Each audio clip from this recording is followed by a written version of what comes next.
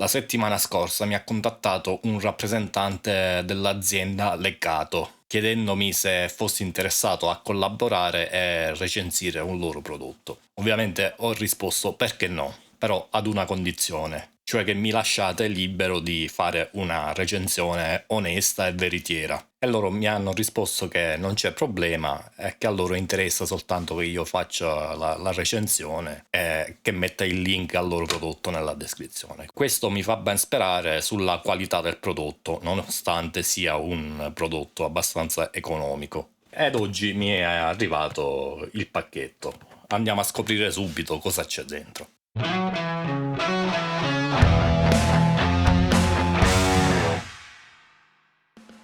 E questo è quello che ho trovato dentro la scatola. Andiamo subito a vedere cosa c'è dentro quest'altra scatola. E quindi eccoci qua. Questa è la scatola, vedete, Legato 2.4 GHz, già capirete di cosa si tratta. E vabbè, c'è anche scritto qua wireless system, cioè in sostanza è un trasmettitore e ricevitore wireless per la chitarra elettrica. Vedete che per primo troviamo il manuale, multilingue tra l'altro, non so se c'è l'italiano, sembrerebbe di no, soltanto inglese, giapponese, tedesco e francese. Poi qui troviamo un cavetto USB-C che servirà per ricaricarlo e qua troviamo quello che ci interessa.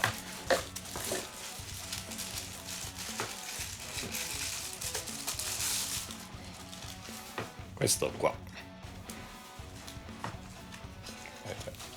Apriamo e troviamo sia il ricevitore che il trasmettitore. E la cosa molto interessante di questo prodotto è che questa scatola custodia fa anche da power bank e serve anche per ricaricarli entrambi contemporaneamente con un solo cavo. Collegate l'USB qua, il caricatore, e si caricheranno entrambi. Vedete che all'interno c'è un altro connettore USB-C che va a connettersi appunto alle singole unità del trasmettitore e del ricevitore. Questo è il tasto di accensione, vedete che accende la spia verde. Andiamo ad accendere pure l'altro. Sono un po' difficili da estrarre da questo box, comunque sì, facendo un po' di pressione in più si riesce a tirarli fuori. Questo è il trasmettitore, accendiamo pure questo. Ecco, adesso le luci verdi sono fisse, vuol dire che si sono sincronizzati fra di loro, si sono accoppiati e quindi già possiamo suonare.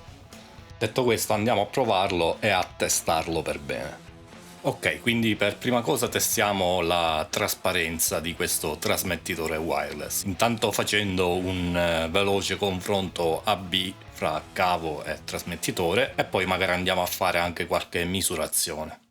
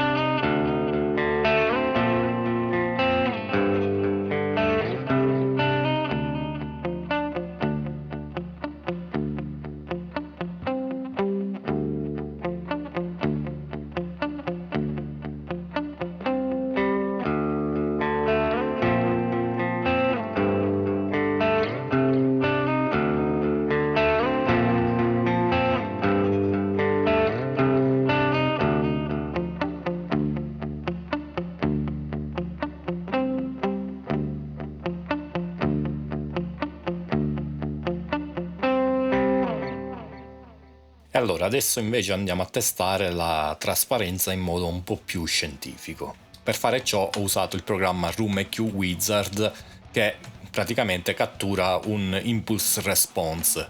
In sostanza ho collegato trasmettitore e ricevitore ad un ingresso ed un'uscita della mia FM9 sul canale destro. Sul sinistro invece ho messo un semplice cavo patch.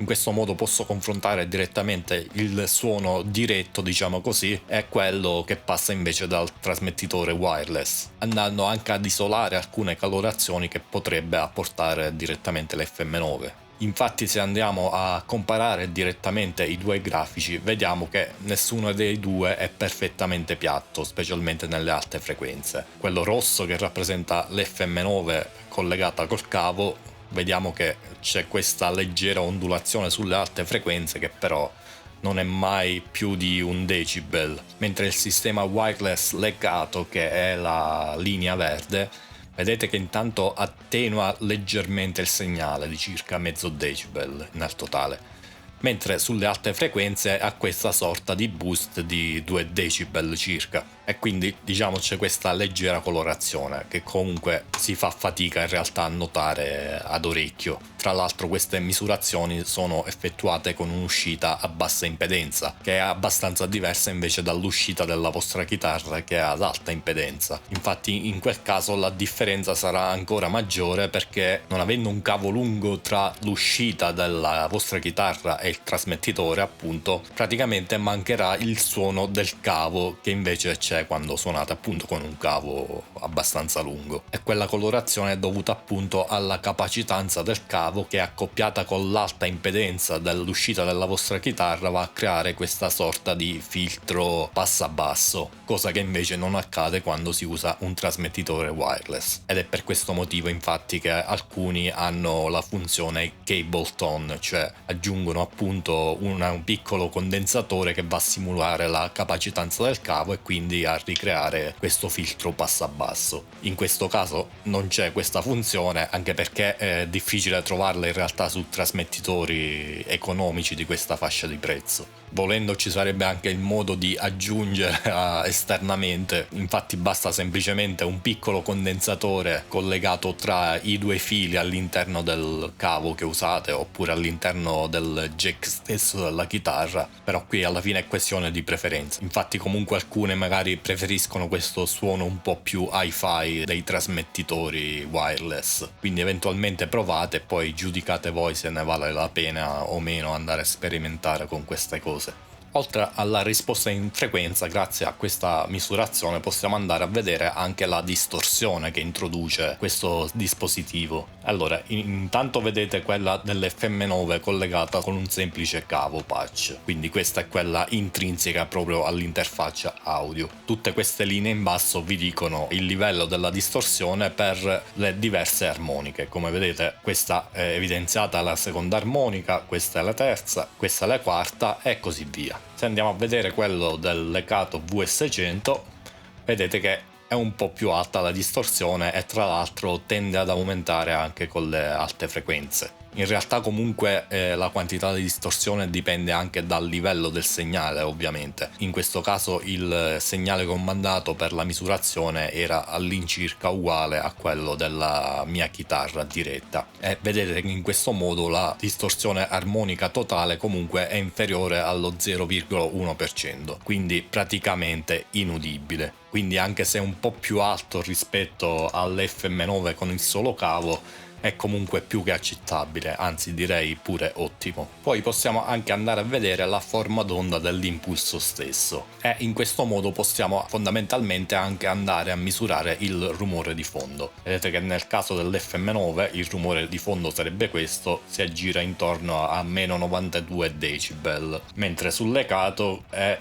attorno a meno 85, quindi un po' più alto rispetto al cavo, ma non tantissimo, è comunque un rapporto segnale-rumore più che accettabile anche stavolta. E se andiamo a vedere anche il grafico waterfall, vediamo più chiaramente questo rumore di fondo. Vedete che per l'FM9 a un livello più alto sulle basse frequenze e poi diventa pressoché piatto oltre 1 kHz. Per il legato invece vediamo che questo rumore di fondo torna a salire verso le alte frequenze, quindi ha una forma un po' diversa rispetto a quello di base, oltre ad avere un livello un po' più alto. Sarà percepibile come un semplice fruscio, quindi niente di cui preoccuparsi anche in questo caso.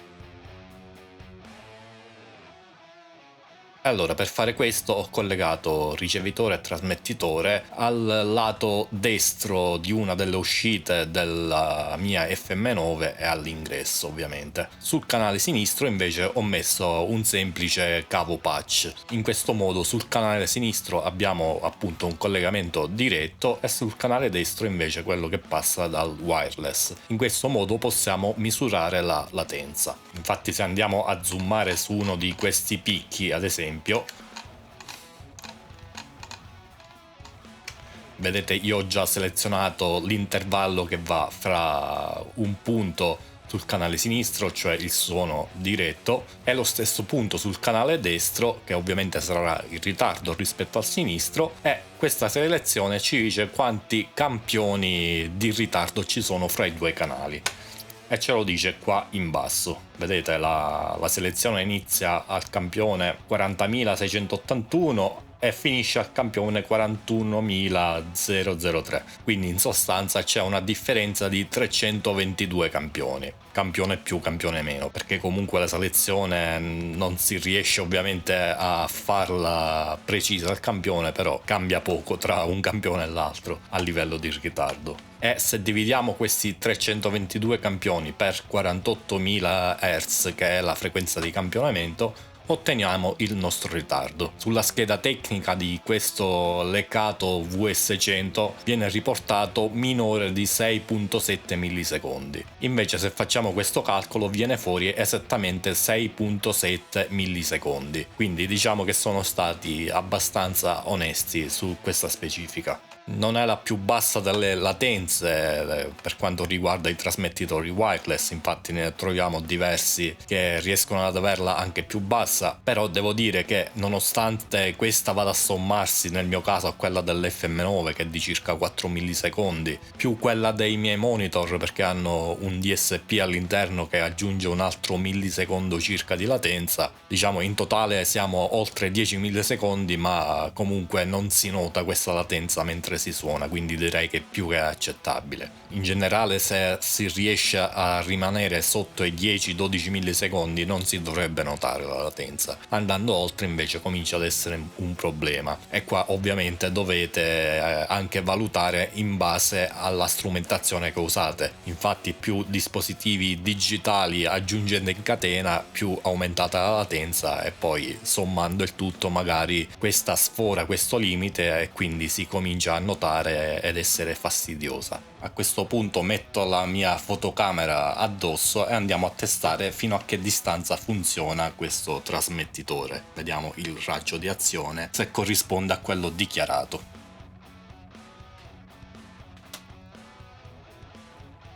Ok, andiamo.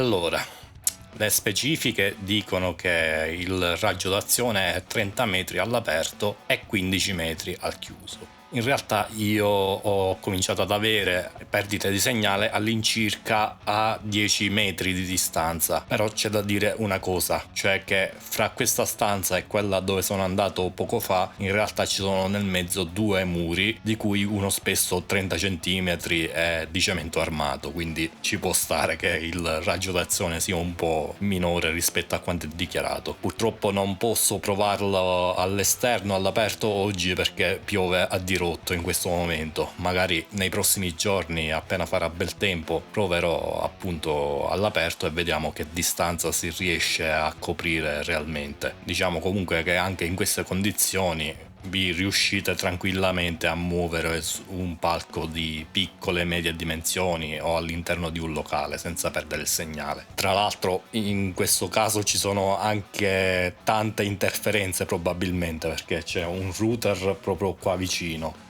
tanti dispositivi elettronici accesi che sicuramente non facilitano la vita di questi trasmettitori, quindi è un test comunque da prendere con le pinze questo. E allora, riepilogando, cosa ne penso di questo leccato WS100? Allora, innanzitutto c'è da considerare il prezzo. Al momento su Amazon infatti è venduto a 59 euro. Ci sono diverse alternative a quella cifra all'incirca, però c'è da dire che nessuno vi dà questo aggeggio, cioè un case che fa anche da power bank. E a proposito di questo, la batteria, la durata dichiarata è di 6 ore per trasmettitore e ricevitore, però ricaricando anche il power bank avete ulteriori 12 ore di funzionamento, cioè significa che potete ricaricare sostanzialmente il trasmettitore e il ricevitore semplicemente inserendoli qua dentro. Lì tenete insomma il tempo che serve per ricaricarli e siete pronti a fare un altro concerto senza bisogno di attaccare una spina alla rete elettrica. Io non ho testato la durata della batteria, nel senso che ancora non sono riuscito a farlo scaricare. Considerate che è arrivato oggi pomeriggio il pacco,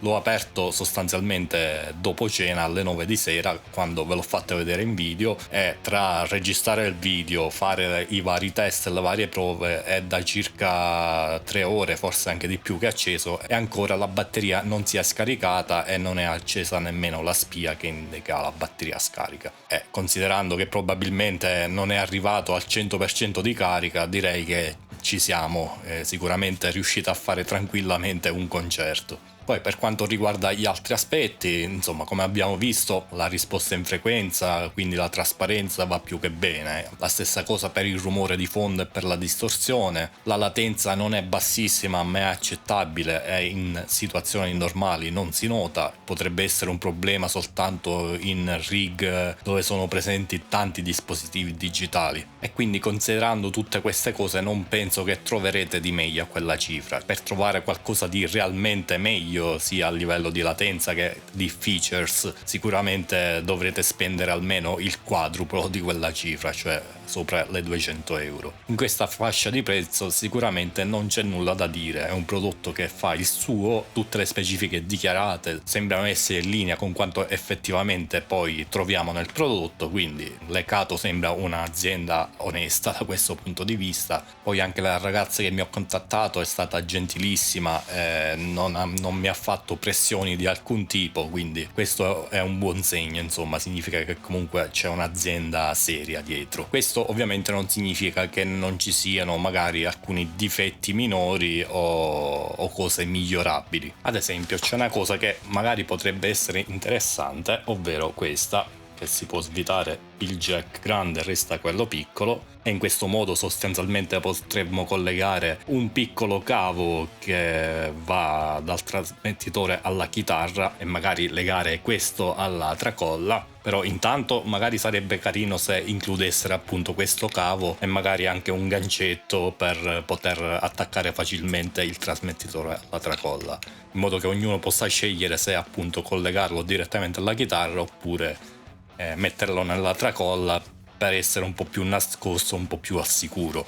perché comunque poi quando l'ho collegato alla chitarra vedete che comunque è abbastanza sporgente e quindi anche a rischio di urti. E inoltre dicevo, a causa di questo jack che si svita, se magari volete cambiare la direzione e girate nel verso sbagliato, anziché girare il jack all'interno della presa si sviterà l'adattatore e succederà questo, cioè che rimane a penzoloni, e quindi dovete girare in questo senso e diventa di nuovo stabile. Sono piccoli difetti che magari danno un po' fastidio nell'uso, ma niente che comprometta la funzionalità ovviamente. Bene, con questo penso sia tutto. Se avete domande, se ho dimenticato a testare qualcosa, scrivetemelo nei commenti. Se volete acquistare questo trasmettitore trovate il link in descrizione. Vi do appuntamento al prossimo video che arriverà, spero, abbastanza presto. Iscrivetevi al canale se non l'avete ancora fatto e ci vediamo presto. Ciao!